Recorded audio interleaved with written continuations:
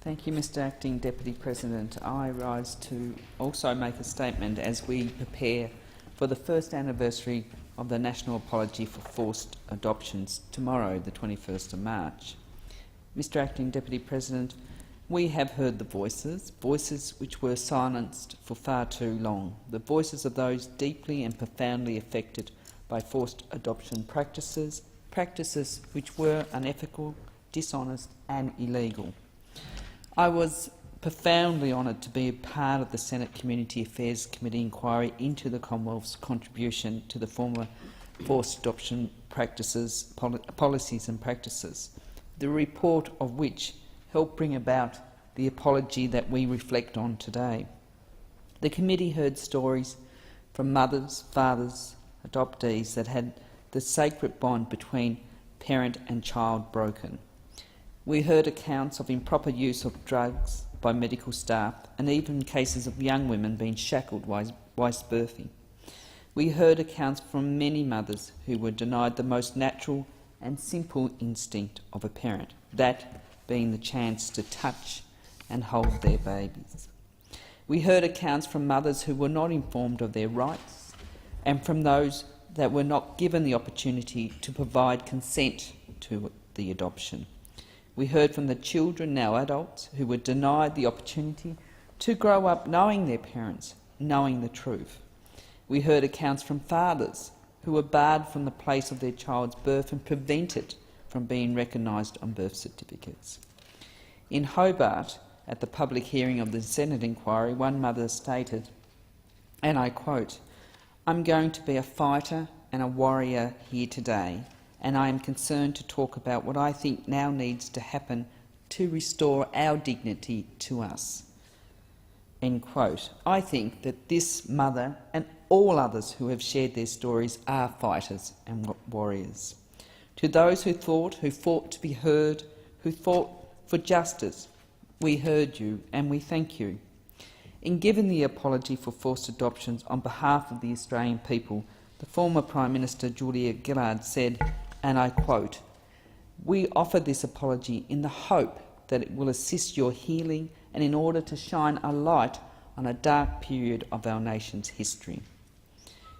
I believe that the eloquent and unreserved apology offered 1 year ago tomorrow did shine a light on this dark period, as did similar apologies from governments and organisations around Australia, including, Mr Acting Deputy President, the apology on behalf of the people of Tasmania from former Premier Lara Giddings on the 18th of October 2012.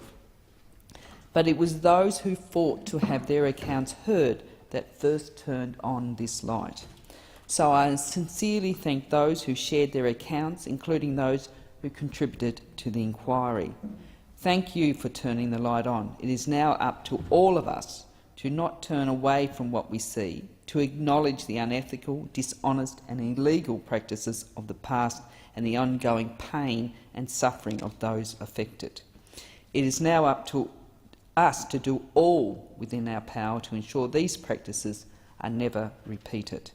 However, as we reflect on the apology, it is important to acknowledge that words alone cannot heal the lifelong suffering of those affected by forced adoption.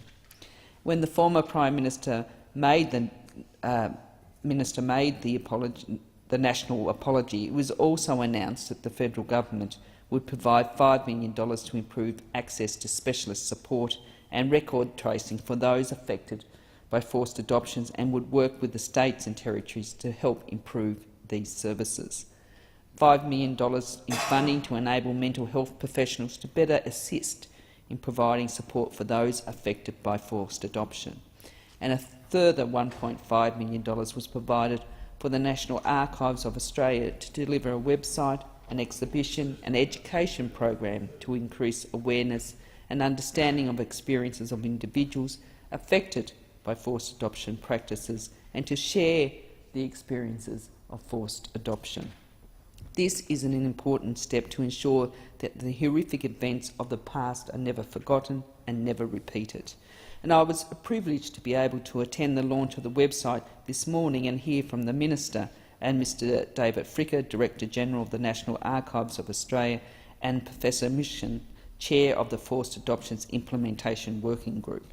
And I would recommend that all in this place visit the National Archives website and promote it to others to continue to shine the light on this dark period of our nation's history.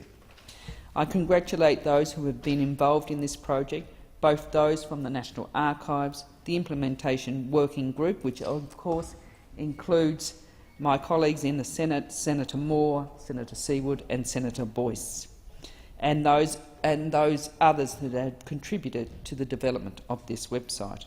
I look forward to seeing this project develop, in particular the travelling exhibition, which is still to come.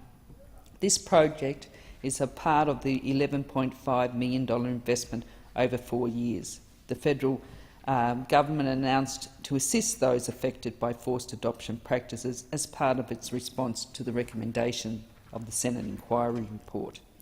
At this morning's launch, the Forced Adoption Apology Parchment was also unveiled for public display, and it will be publicly displayed in the Members' Hall of Parliament House.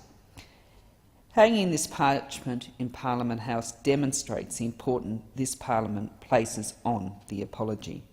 I want to again share the words that I have reflected on before when speaking on this issue in this place, because I think the words given as evidence to the inquiry by a Tasmanian mother was so vitally important. And the mother said, "I want people to know that I love my baby, that she was wanted and that I am her mother." It took far too long for this to be acknowledged and for sorry to be said, and tragically for some it came too late. But now we know, we have heard, and it is incumbent upon all of us to support healing, to promote understanding and education, and work to ensure that this can never happen again.